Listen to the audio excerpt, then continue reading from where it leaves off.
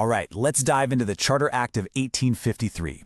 Now, this wasn't just another routine update for the East India Company. This was the final act in the series, and honestly, it was the most important one. It was a clear, unmistakable message from the British Parliament that the clock was ticking on company rule, and it completely changed the direction of India's constitutional history. So to really get why 1853 is such a big deal, you have to see the pattern it broke. Look at the previous acts, 1793, 1813, 1833. They all came with a predictable 20-year extension. It was like clockwork. But the 1853 Act, it completely shattered that. Sure, it renewed the company's charter to govern India on behalf of the Crown, but it very pointedly left out any mention of a time period. That question mark you see, that's everything. It created this huge uncertainty, a legislative signal that the company was now basically living on borrowed time. And this brings us to our first memory anchor, a great way to lock this concept in for your exams. Think of this deliberate ambiguity as a sunset clause. By refusing to grant another 20-year lease, the British Parliament was basically saying the sun is setting on the East India Company. Their power could be taken away whenever Parliament decided. The company was officially on notice. So here's our roadmap for breaking down this pivotal act. We'll start with the context, then look at the two biggest changes, the birth of a mini-parliament and the huge shift from patronage to merit in the civil services.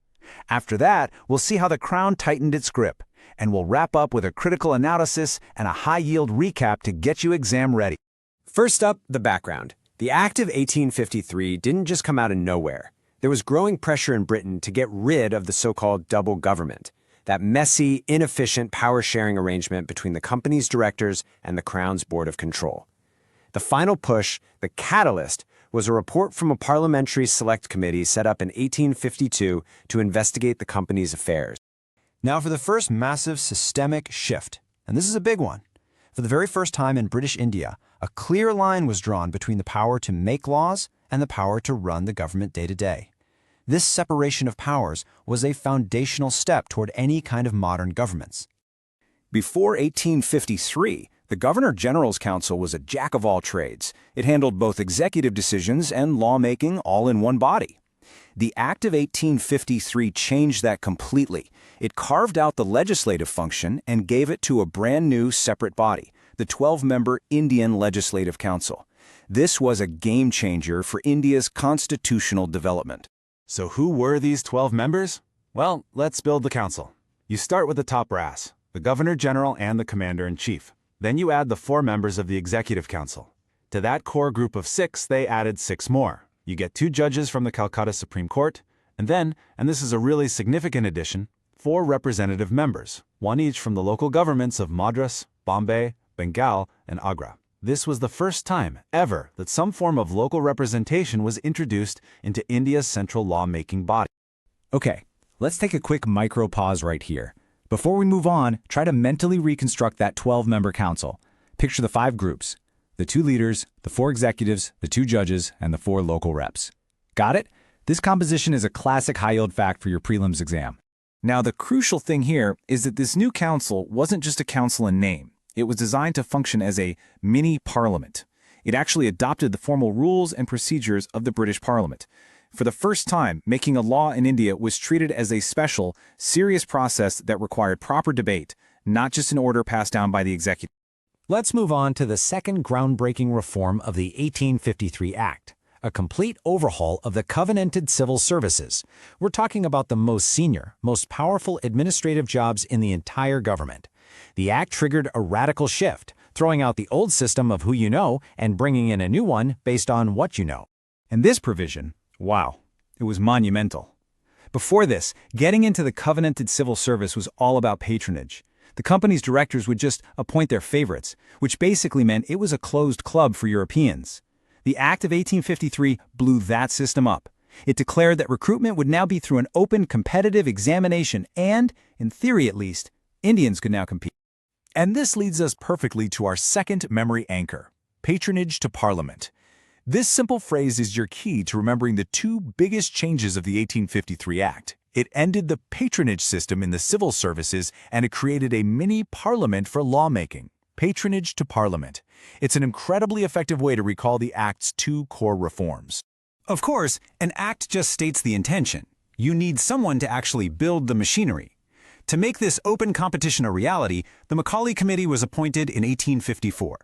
Its job as the Committee on the Indian Civil Service was to design the entire system, the rules, the syllabus, everything, to turn the Act's promise into a real, working process. So, beyond the legislature and the civil services, the Act also brought in several administrative changes. And if you think back to that sunset clause, you'll see these changes all fit the same pattern, systematically weakening the company's power and strengthening the direct control of the British Crown. The Act went straight for the company's heart, the Court of Directors. Its strength was cut from 24 members down to 18. But here's the real kicker. 6 of those 18 directors were now to be nominated directly by the British Crown. This gave the British government a direct seat at the company's main decision-making table for the very first time. And the administrative tweaks didn't stop there. First, the law member of the Governor General's Executive Council was upgraded to a full voting member. This made the executive team more effective. Second, the Governor General no longer had to pull double duty as the Governor of Bengal. The Act allowed for a separate Lieutenant Governor for Bengal, which meant more focused administration for both Bengal and for India as a whole. Okay, we've covered the provisions. Now it's time to shift into analysis mode. For your mains answers, you can't just list facts. You need to understand the Act's lasting significance and its built-in limitations. So this section is all about giving you that critical, analytical edge. When we talk about the Act's significance, 4 key points stand out. 1. By creating a legislature that followed parliamentary rules, it laid the very first stone for a parliamentary system in India. 2.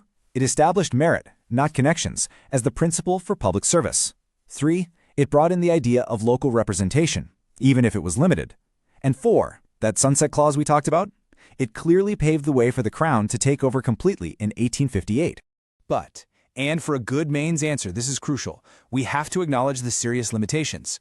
For all its reforms, the new Legislative Council had 0 Indian members, not 1. Also, that local representation was more symbolic than powerful. The Governor General still had an absolute veto over any law, and at the end of the day, the Executive Council was still the real boss. The mini-parliament could debate all it wanted, but the executive always had the final say. All right, we've covered a lot of ground. It's time for a rapid-fire, high-yield recap.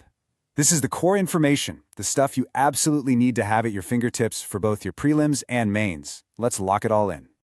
This table is your ultimate cheat sheet for the 1853 Act. The duration, no fixed term. That's the signal for the end of company rule. The legislature, a brand new, separate central legislative council. Its function, to act like a mini parliament. For civil services, the big one, open competition set up by the Macaulay Committee in 1854. For local representation, a first-time introduction from Madras, Bombay, Bengal, and Agra. The company directors, cut down from 24 to 18, with 6 nominated by the Crown. And finally, Bengal, it got its own separate lieutenant governor.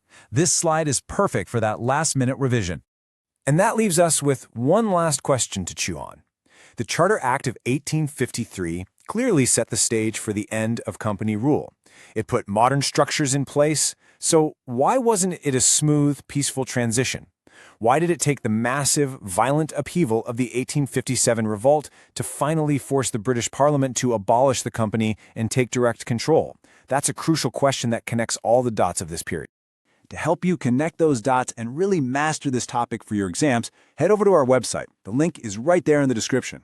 You can download our detailed, high-yield notes and a full-color mind map on the Charter Act of 1853.